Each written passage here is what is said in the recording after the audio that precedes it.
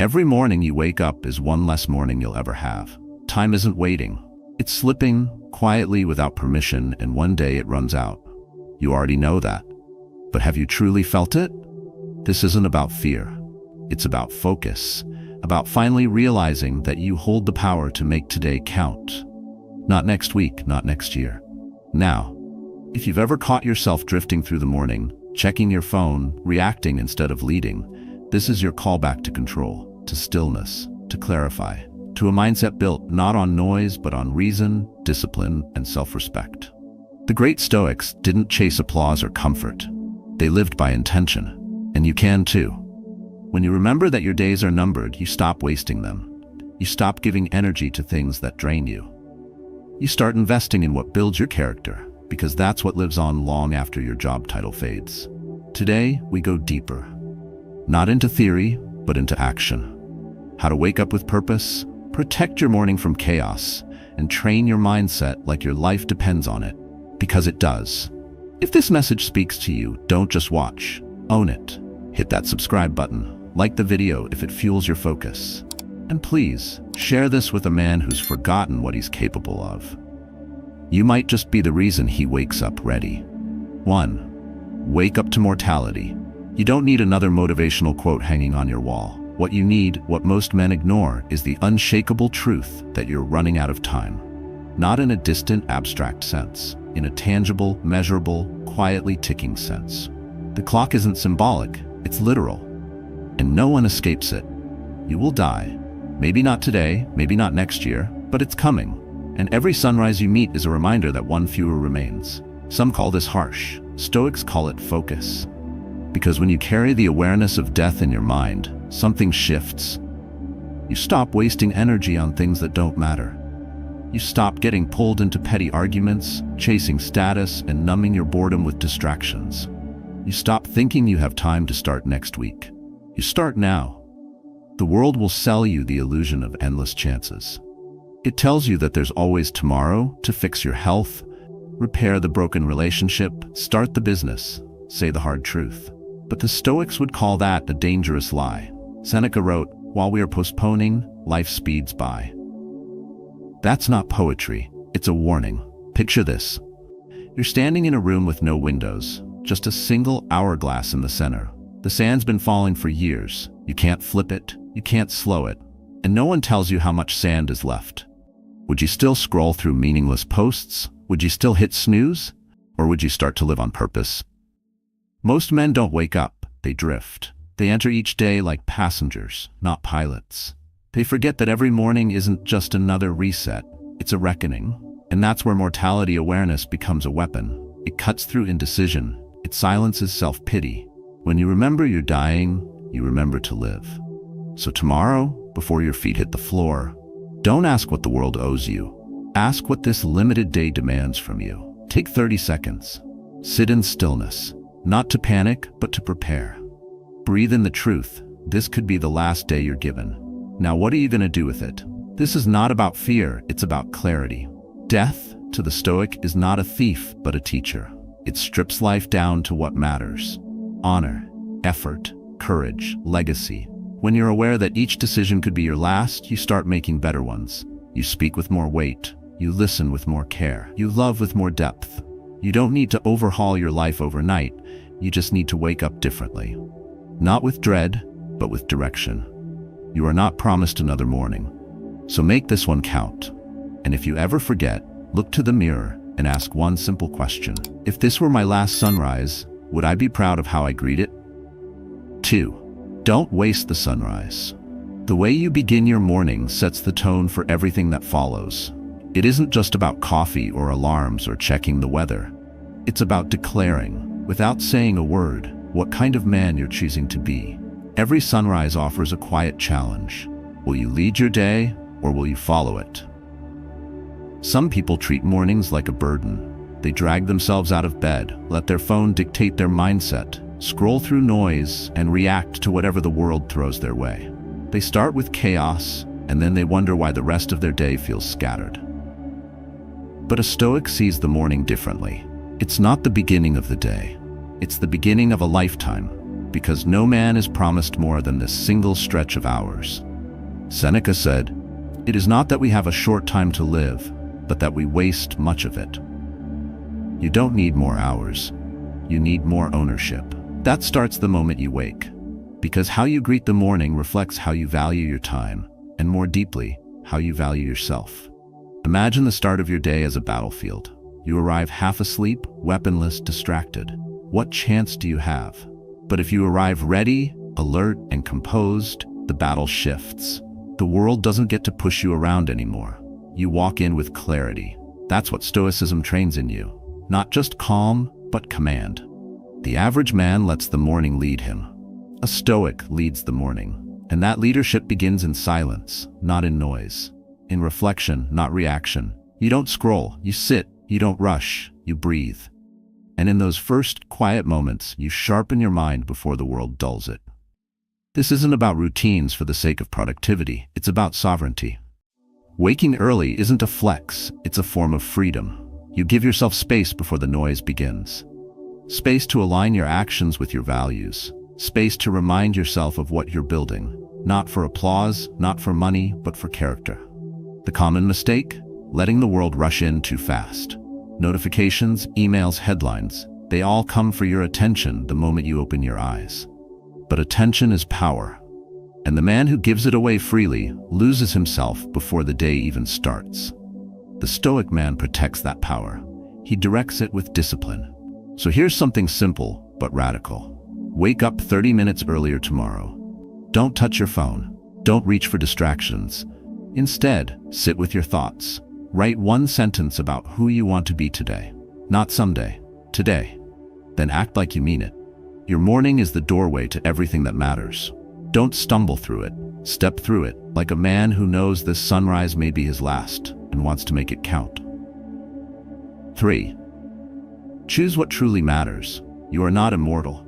Today could be your last shot at shaping the man you claim you want to be. So ask yourself, what deserves your limited hours?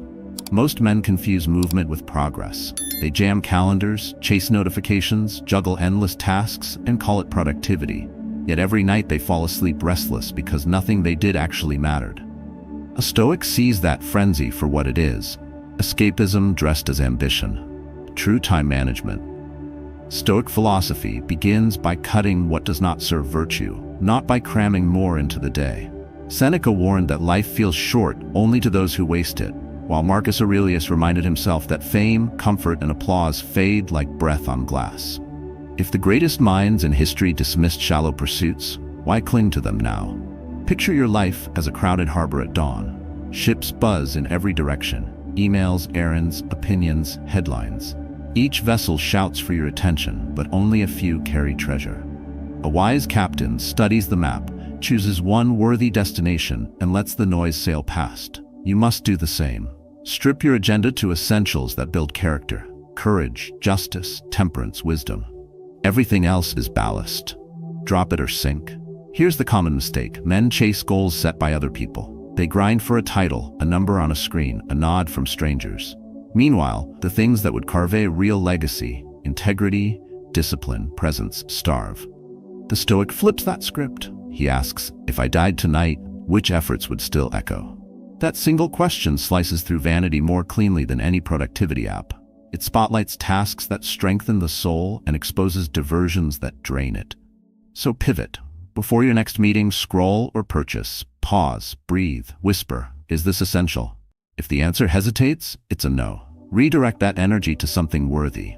Write a note to your son. Lift iron with intent. Read a page of meditations. Practice daily Stoic reflection. Sharpen a skill that serves others. Each choice, tiny yet deliberate, compounds into a life lived intentionally rather than accidentally. Imagine the contrast. A man ruled by impulse reaches 45 and wonders where the decades went. A man ruled by purpose hits the same age with fewer checkmarks on paper, but miles more depth in spirit.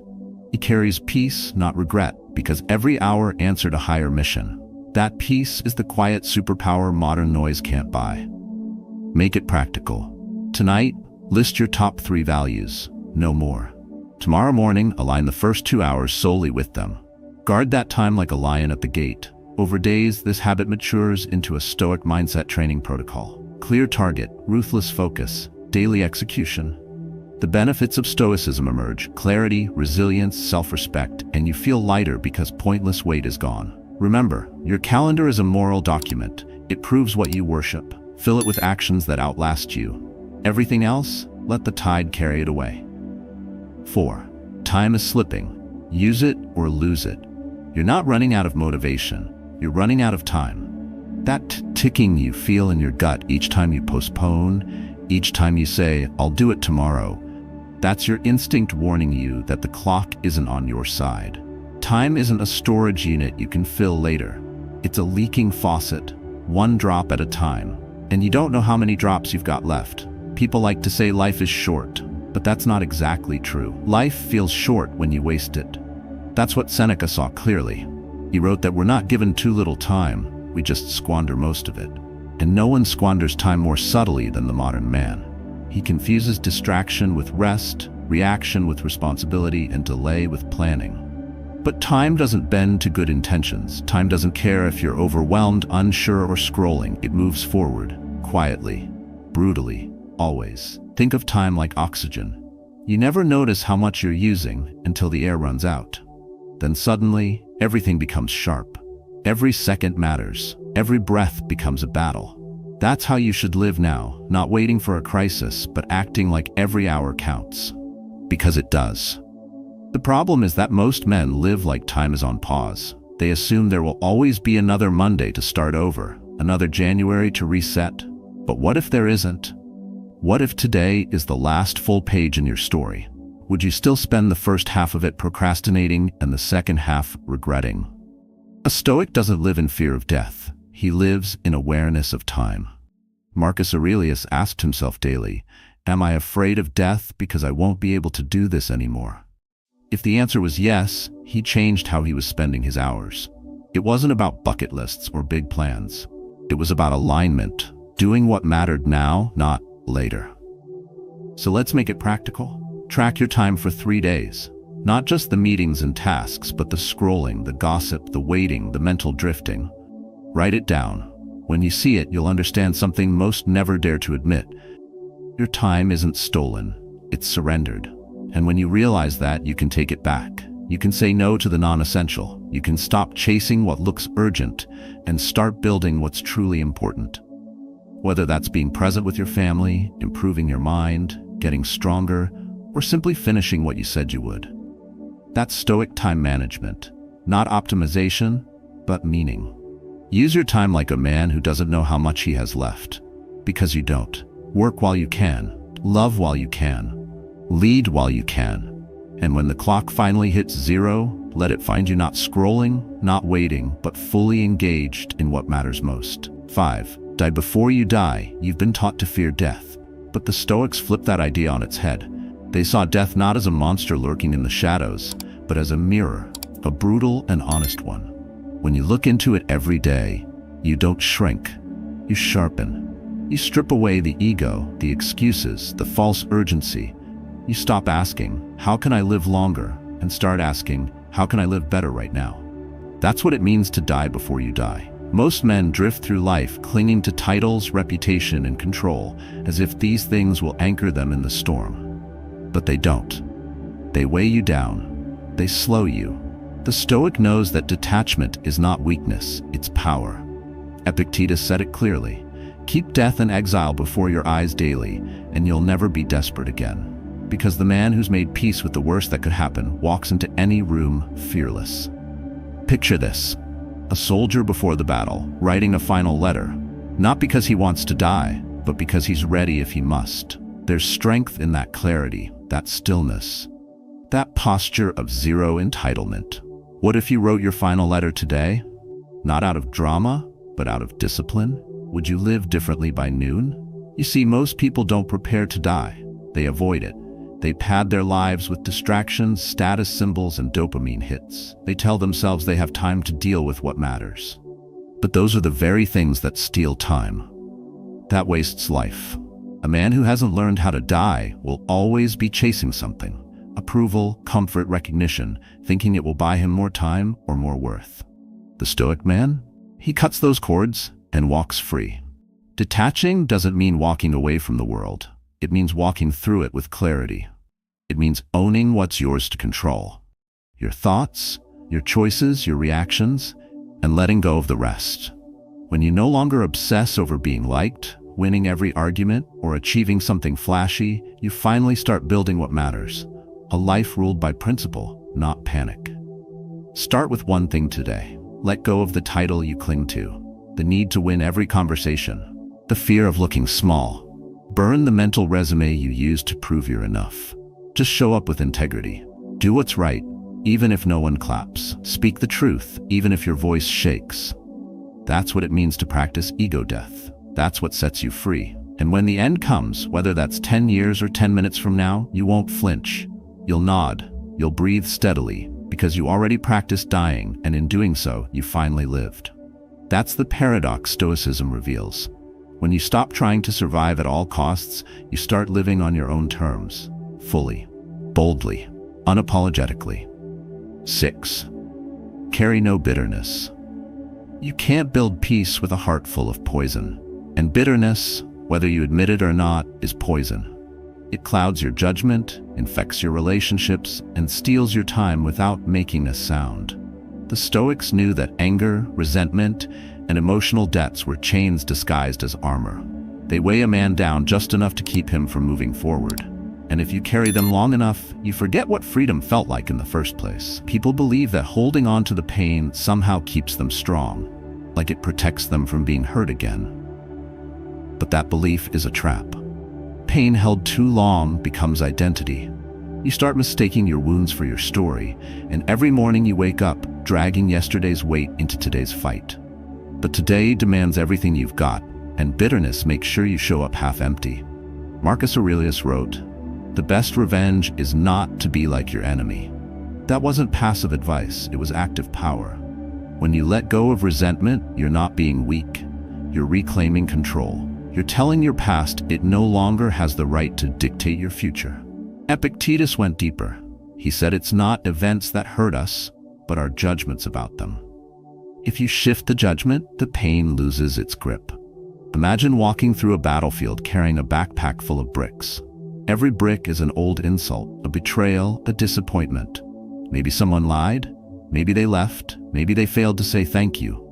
So you pick up the brick, you say nothing, but you carry it. Every day, year after year, eventually it becomes part of your shape. But the Stoic man stops, he unpacks. He doesn't just forgive, he releases. Not because the person deserved it, but because he does. The modern world encourages outrage, it rewards grievance. But grievance eats time, and time is something you can't earn back. Every second you spend angry is a second you're not building, not loving, not improving.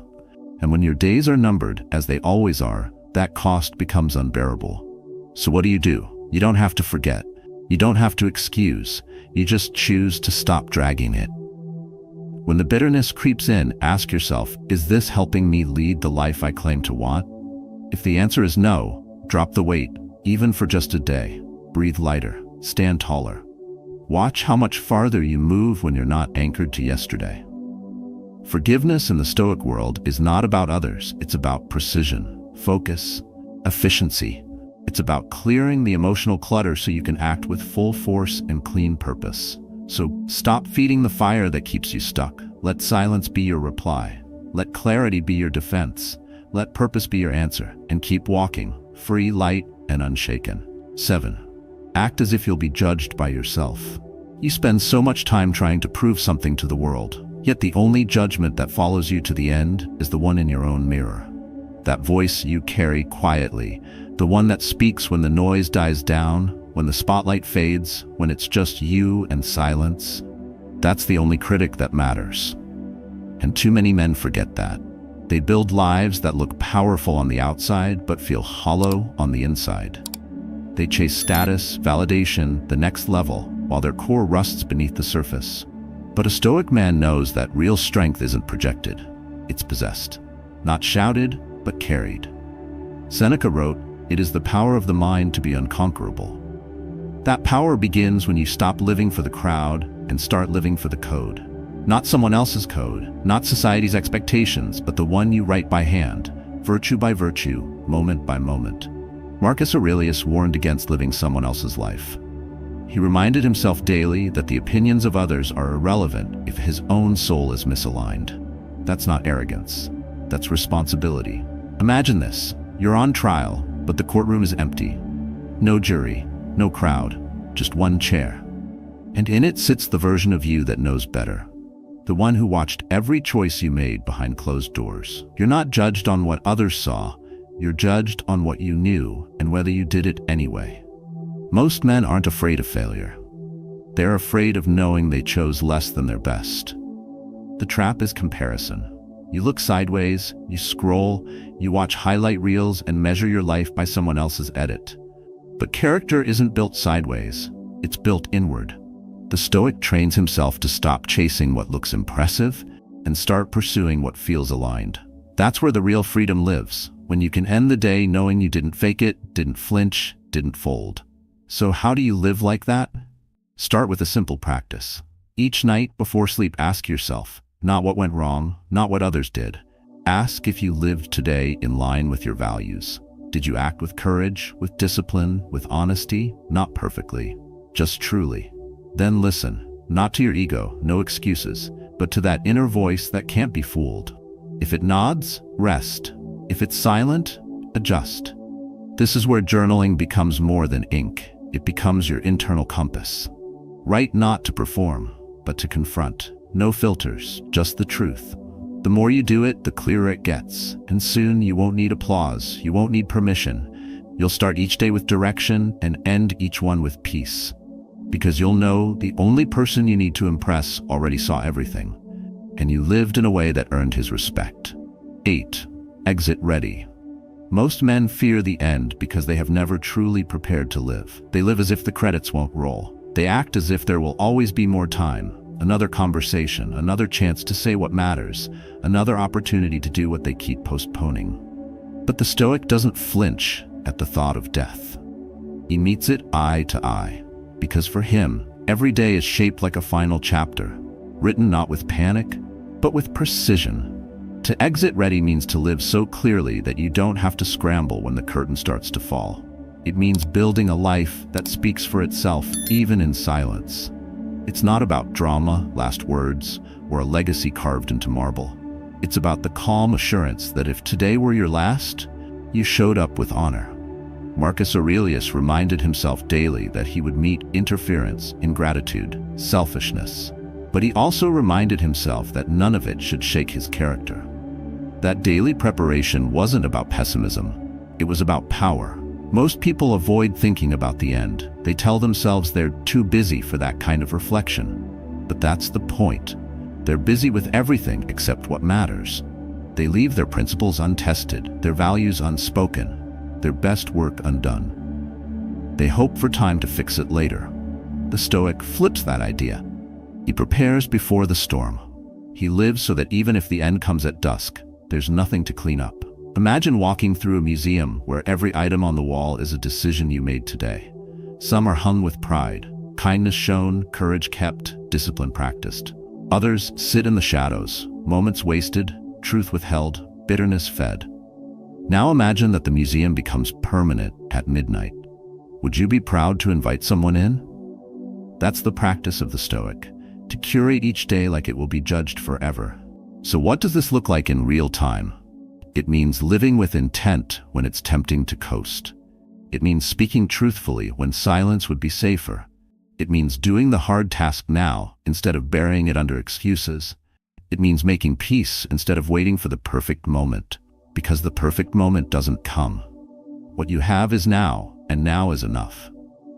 At night, don't just review your tasks. Review your character. Did you act with integrity when no one was watching? Did you waste minutes that could have held meaning? Did you offer the love, the discipline, the presence you expect from others? If not, correct it. Not tomorrow, but today. That's how you build a life that's not just busy, but worthy. To exit ready is to leave nothing important unsaid, no purpose unexplored, no virtue ignored. It's to stand at the edge with your soul calm, not because you had more time than others, but because you used what you had, like a man who understood it was finite. That's Stoic clarity. That's the last breath earned. You don't need more time. You need more presence. Each sunrise is not a reset. It's a reminder that your life is not limitless, that your breath is numbered, and that today is not a rehearsal. We've walked through what it means to wake up to mortality, to protect your mornings, to choose what matters, and to guard your time like your most valuable asset. You've seen how the Stoics treated death not as a shadow to fear, but as a compass to live by. They didn't chase approval. They practiced virtue. They didn't wait for perfect timing. They acted with purpose. From the first moment of your day to the final minute before rest, your actions build your character.